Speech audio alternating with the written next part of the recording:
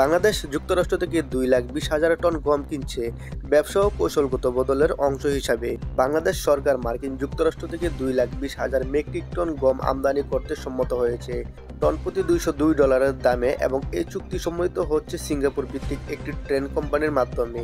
আগে জুলাই মাসে একটি মেমোরেন্ডাম অব আন্ডারস্ট্যান্ডিং স্বাক্ষর করা হয়েছে, যেখানে ভবিষ্যৎ 5 বছরে 7 কোটি টন গম আমদানির পরিকল্পনা করা হয়েছে। উচ্চ প্রোটিন ও গ্লুটেনযুক্ত আমেরিকার গম বাংলাদেশের বাজারে নতুন সম্ভাবনা আনছে। যদিও এটি ব্লাড সি অঞ্চলের গমের তুলনায় প্রতি টনে $30 থেকে $40 বেশি দামি, তবে মানের কারণে প্রাইভেট মিলারদের আগ্রহ রয়েছে।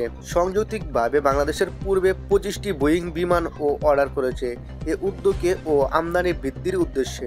আমেরিকার সাথে আমদানি শুল্ক বাণিজ্য সম্পর্ক শীতল করা এবং বাণিজ্য ঘাটতি কমানো। কৌশলগত প্রেক্ষাপট মার্কিন প্রশাসন 35% শুল্ক বৃদ্ধির হুমকি বাংলাদেশের গার্মেন্টস ঘাটতির উপর উল্লেখযোগ্য প্রভাব পড়তে পারে।